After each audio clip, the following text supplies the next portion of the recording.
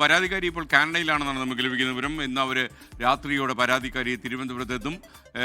അവരുടെ മൊഴിയെടുത്തതിന് ശേഷമായിരിക്കും കൂടുതൽ നടപടികളെന്ന് മനസ്സിലാക്കുന്നു. റിനു ശ്രീധർ വിശദാംശങ്ങൾ നൽകാൻ ചേരുകയാണ്. റിനു പറയൂ.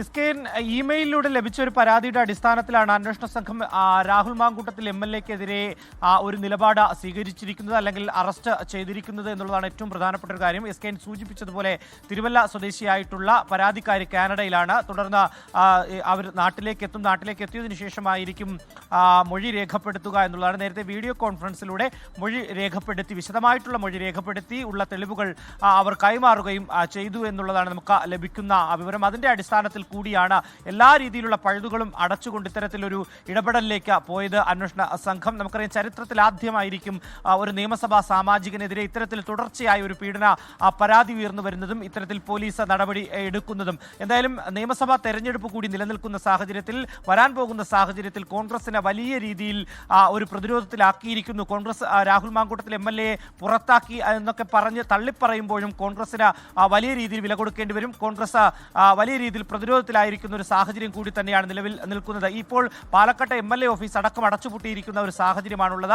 വാഹനത്തിലെ MLA ബോർഡും എടുത്തുമാറ്റിയിരിക്കുന്ന ഒരു സാഹചര്യമാണ് ഉള്ളത്. എന്തായാലും ഇപ്പോൾ നിലവിൽ ഇനി വരാൻ പോകുന്ന തെരഞ്ഞെടുപ്പിൽ ഏതെല്ലാം രീതിയിൽ രാഹുൽ മാങ്കൂട്ടത്തിൽ MLA വിഷയം കോൺഗ്രസിനെ വെട്ടിലാക്കുമെന്നുള്ളതാണ് ഏറ്റവും പ്രധാനപ്പെട്ട ഒരു കാര്യം. എന്തായാലും പോലീസ് പഴുതടച്ചാണ് നീങ്ങിയത്, രഹസ്യമായി നീങ്ങി. ഒരു രീതിയിലും ഈ രാഹുൽ മാങ്കൂട്ടത്തിൽ MLA അറസ്റ്റ് ചെയ്യുന്ന നടപടി, അല്ലെങ്കിൽ അറസ്റ്റ് ചെയ്യാൻ പോകുന്ന നീക്കം ഒരാളെ പോലും അറിയിച്ചില്ല എന്നുള്ളതാണ്. ഈ ഹോട്ടലിൽ എത്തിയതിനു ശേഷം പോലും ആ റിസപ്ഷനിലെ ഉദ്യോഗസ്ഥർ അല്ലെങ്കിൽ ജീവനക്കാരുടെ ഫോണുകൾ പോലും കൈവശപ്പെടുത്തിക്കൊണ്ടാണ് രഹസ്യമായിട്ടുള്ള ഒരു നീക്കം പോലീസ് നടത്തിയത് എന്നുള്ളതാണ് ഏറ്റവും പ്രധാനപ്പെട്ട ഒരു കാര്യം. കഴിഞ്ഞ 2 പരാതിയേക്കാൾ നിർണായകമായിട്ടുള്ള തെളിവുകളാണ് ഈ പരാതിയിൽ അന്വേഷണ സംഘത്തിന് ലഭിച്ചിരിക്കുന്നത്. അതുകൊണ്ട് തന്നെ അന്വേഷണ സംഘത്തിന് വലിയ രീതിയിലുള്ള ഒരു ഇടപെടൽ ഇതുമായി ബന്ധപ്പെട്ടുകൊണ്ട് നടത്താനാകും. രാഹുൽ മാങ്കൂട്ടത്തിൽ MLA-ക്ക് വലിയ രീതിയിലുള്ള കുരുക്ക് തന്നെയാണ് ഇപ്പോൾ ഉണ്ടായിരിക്കുന്നത്. ഈ കുരുക്കിൽ നിന്ന് മറികടന്ന് പുറത്തേക്ക് വരുവാൻ വേണ്ടി രാഹുൽ മാങ്കൂട്ടത്തിൽ MLA-ക്ക് കഴിയില്ല എന്നുള്ളതാണ്. കാരണം അത്രത്തോളം വലിയ തെളിവുകളാണ് ഈ യുവതി നൽകിയിരിക്കുന്നതാണ്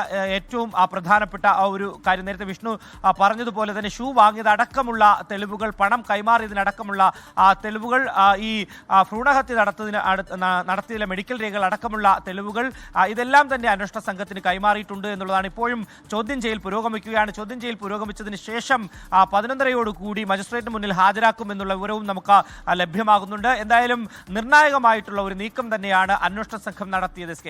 ലോകത്തെവിടെയായാലും ഏത് സമയത്തും 24 വാർത്തകളും ഓഗ്മെന്റഡ് റിയാലിറ്റി പാക്കേജുകളും എക്സ്പ്ലെയിനറുകളും വിശദമായി കാണാൻ ഞങ്ങളുടെ YouTube ചാനൽ നിങ്ങൾക്ക് സബ്സ്ക്രൈബ് ചെയ്യാം.